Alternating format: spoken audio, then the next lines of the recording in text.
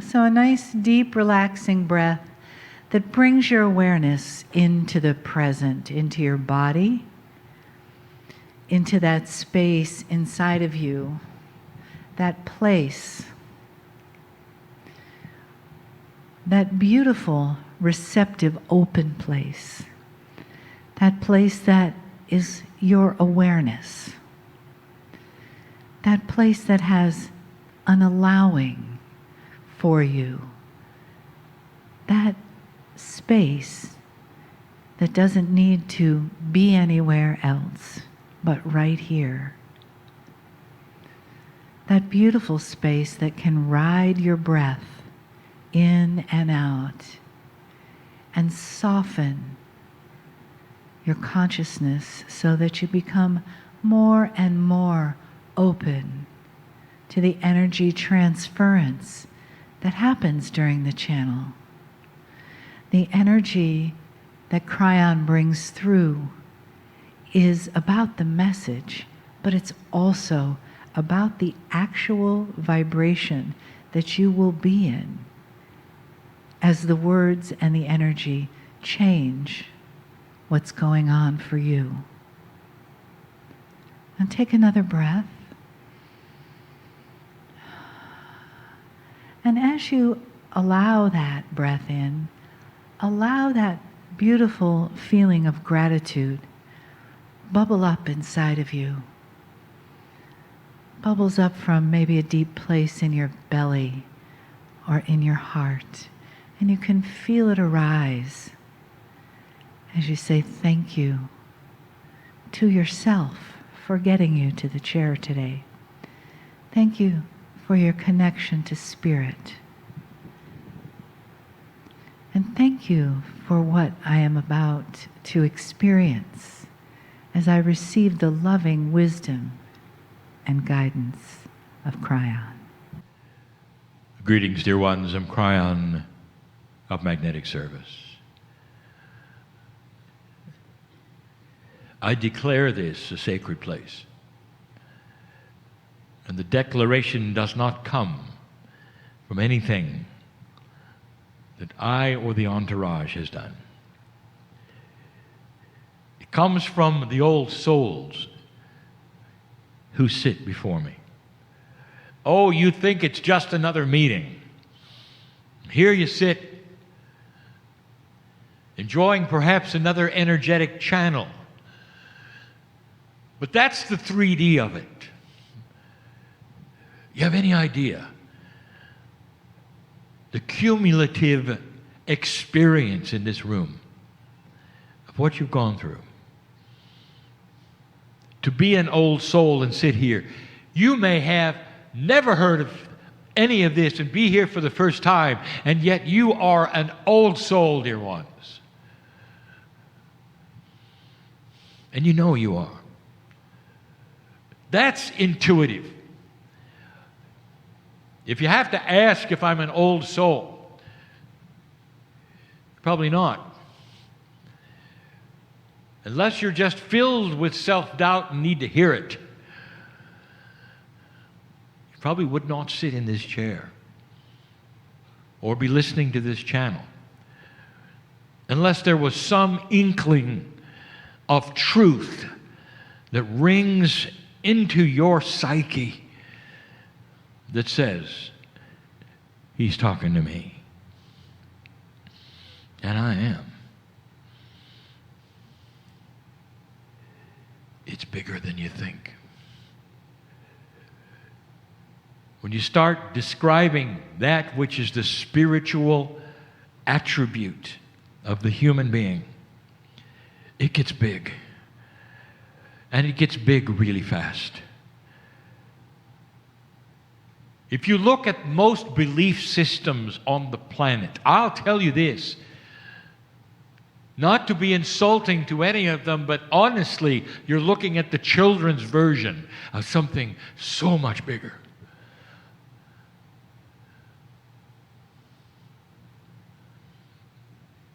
When you live your life, you decide for yourself.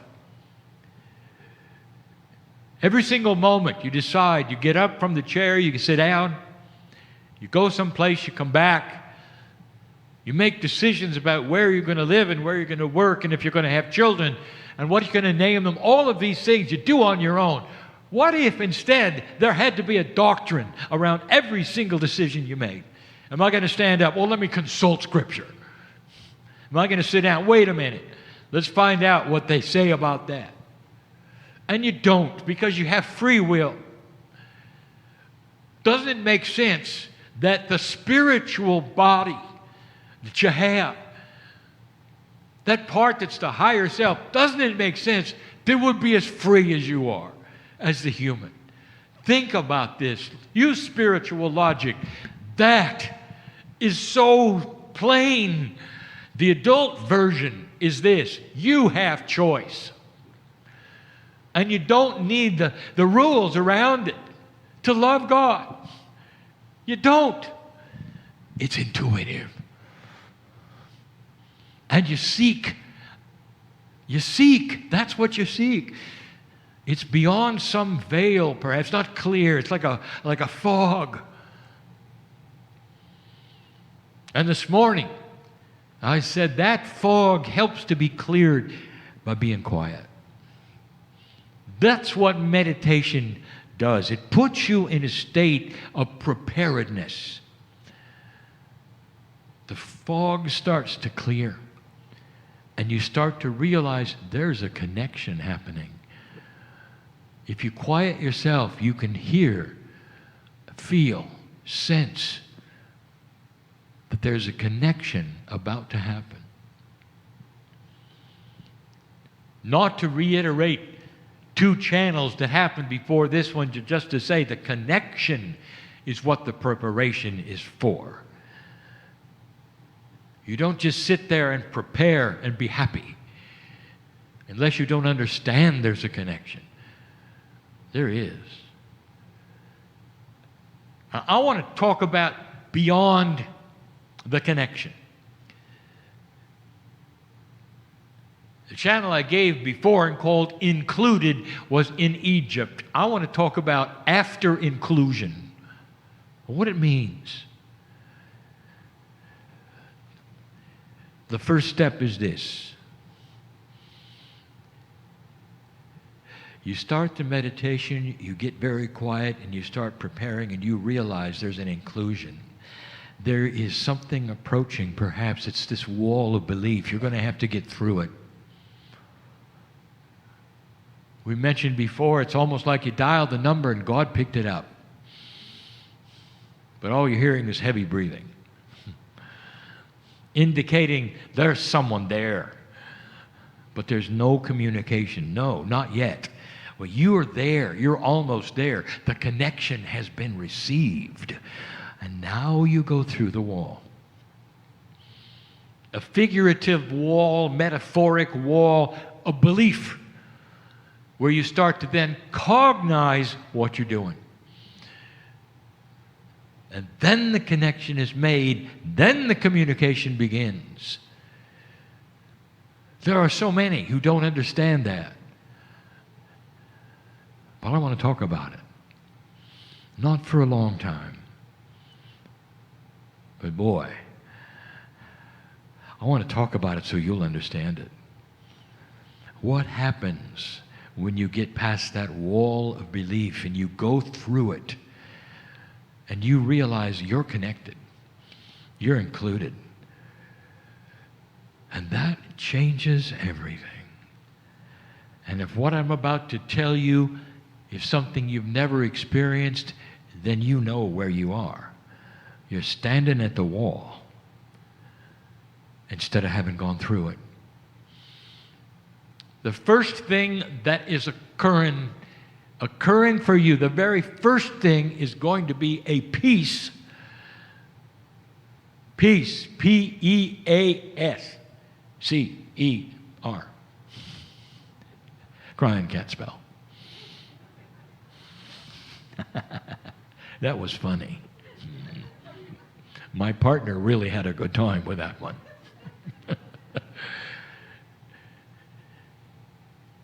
Satisfaction with everything, a peace that comes over you that is so complete, it is not explainable. Not explainable. Peace that passes understanding. It can't be. You're too peaceful. Someone will look at you in a world that's chaotic, where everything is wrong, and they'll be tearing their hands and ripping their garments and all the things, says, woe is me, how can we get through this? And you're sitting there smiling. That's scriptural. That's the love of God. That's because you got through. That's because on the other side of the line, you don't hear heavy breathing anymore. You get instructions. And the instructions are not words that you understand. They're feelings of peacefulness that come through, and you sit like my partner did in the chair for the first time, overcome so much that you're weeping because you realize you are included. You got through. The first thing you feel is peace. Peace.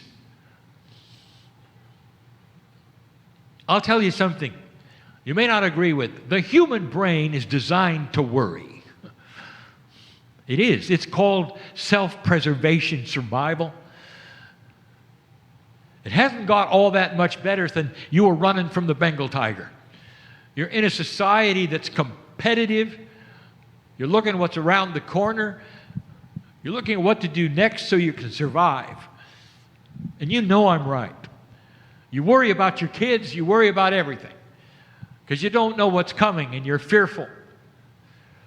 And even those who say, well, I meditate and I'm a light worker and all, you're still designed to worry because you're human and a low energy. Dear ones, that is conquerable. Conquerable. Because when you go through that wall of belief, you're included.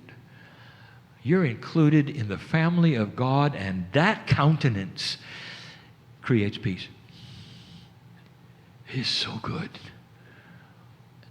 My partner experiences this constantly. How would it be to sit in such a peaceful state no matter what was happening around you, no matter what, where you could smile and say, thank you for this. I'm not worried. I'm not concerned. I'm alert and I'm aware and I'm wise. I'm alert and I'm aware and I'm wise. That's different from worrying. I can sense intuitively what I must do when I must do it. But right now, I sense what I must do is sit and be loved by God. I'll shower in the light for a while and be peaceful in all of that. That's what happens first. That's the first thing. If you haven't received that, dear ones, you have not gone all the way through that veil yet. Part of that wall is still sticking to you. The one that says you're designed to worry. But then there comes so much more. Ask any of the physicians in the audience, what happens to a human being when they're not fearful, when they're peaceful, when their countenance is one of humor, compared to one who is the opposite? And they will say, I can see it over the years in how they age. Who has the better chance of surviving a disease? You know. Who has the better chance of living the longest? You know. It's the one who's peaceful. Because chemistry starts to echo the decision you've had to go through the wall. What have I told you about your chemistry? It's allied with your consciousness. That the human being can give instructions to their chemistry. And your chemistry will understand it, hear it, and act on it. That is the principle of homeopathy. A tincture with an instruction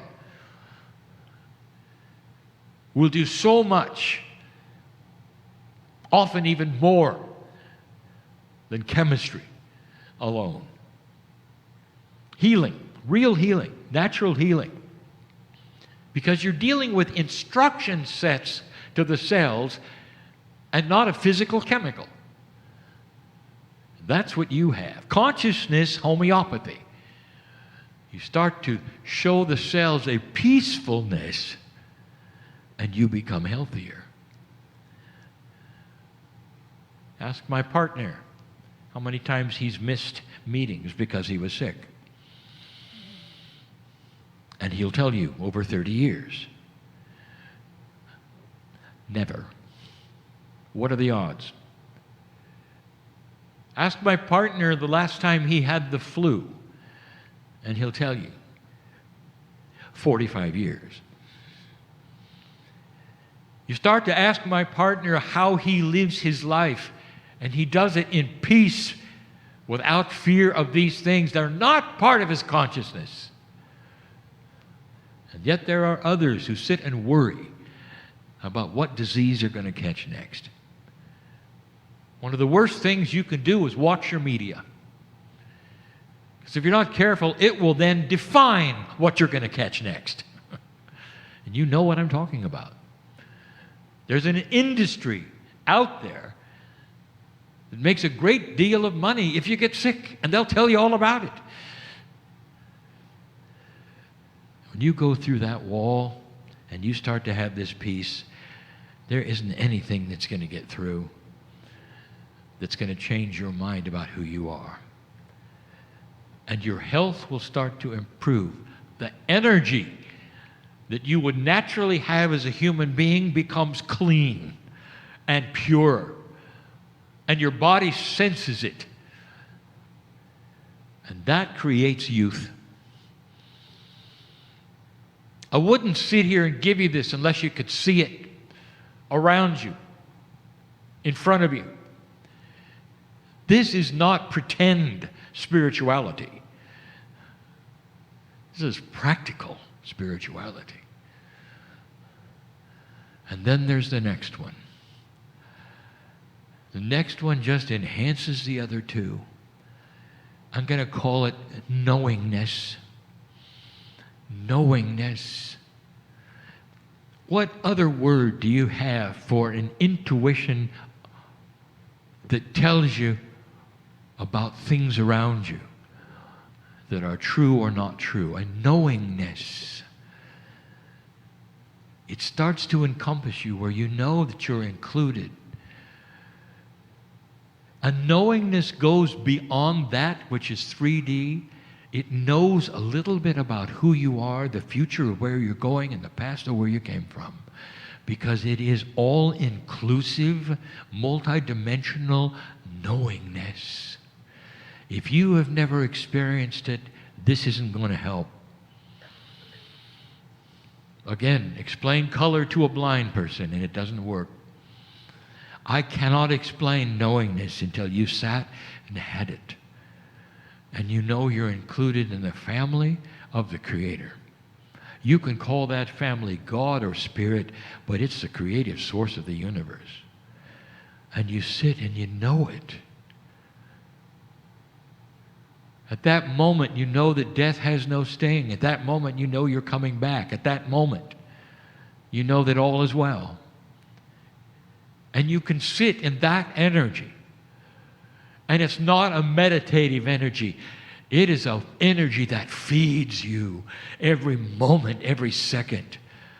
In comes the spiritual food of light that creates the old soul's countenance of wisdom. That's where you go next.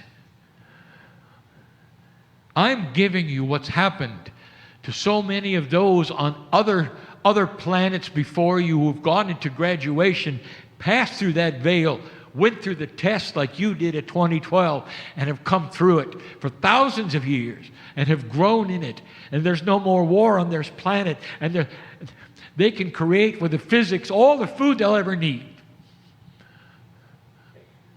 Because they have control over it. They understand it.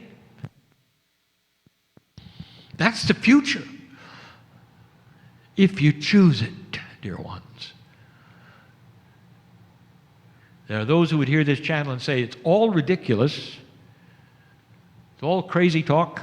And I'll tell you why that is the thought. Another time I will give you an axiom. Low energy cannot look up to a higher energy and understand it. Low energy cannot look up to a high energy and understand it. Again, I'll use the color scenario. You're sitting there with other old souls talking about shades of blue and green, and a person who can only see black and white hears you talking and going, they're nuts. What are they talking about? Because in a low energy, you can't see color. That's a metaphor. That's a metaphor for the light that comes through to regular humanity. You've got to choose to stand up and be enlightened. An old soul, you may have had an akash which pushes you here and you sit in the chair, but I'll tell you, the next step is nothing that's going to happen automatically. But it's so easy. Dear Spirit, I've been told that I've got to stand up and go through that veil. I'm standing up. Show me which way to walk, will you? And that's when you get intuitively the idea, walk this way, metaphorically. Each one of you will have a different path and a different length that it may take to get to that place.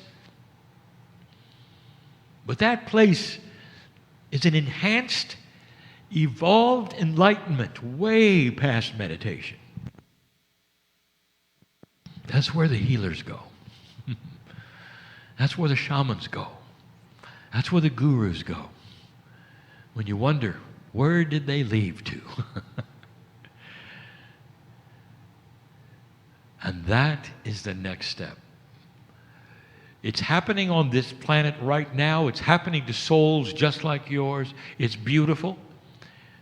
It's what happens when you start to understand evolvement of the human spirit. Past that which you call consciousness, there is enhanced consciousness, awareness, knowingness, peace, health. And the final one, the wisdom of compassion. And I didn't say compassion, and I didn't say wisdom. I said the wisdom of compassion. The way compassion is used and worked as a tool. Compassion for yourself, compassion for the situation, compassion for those who are unlovable. Wise compassion. The compassion of the masters who walked this planet, showed you how it works, and showed you how the love of God can change a life of one or many. This is not about religion, dear ones. It's about the practicalness of the creative source that lives in you. That's what your soul contains.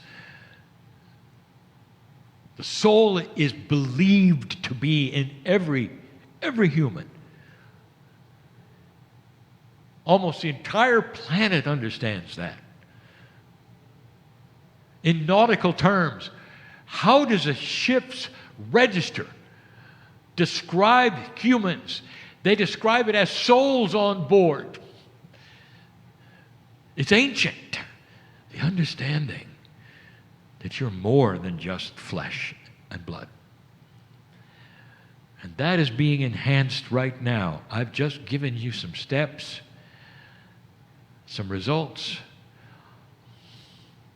I didn't even tell you about the tools that are coming.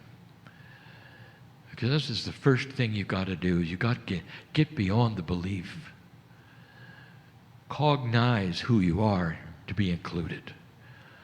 Included in the family of God. This is what we teach, and there will be more.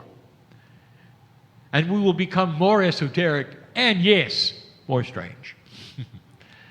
Especially to those who wish to stay in black and white. They'll look at those who will listen to Kryon and say, well, you're off the wall, you've gone too far. And you'll look at them and say, not far enough. And only you will have the knowingness of what that means. I'll be back. And so it is.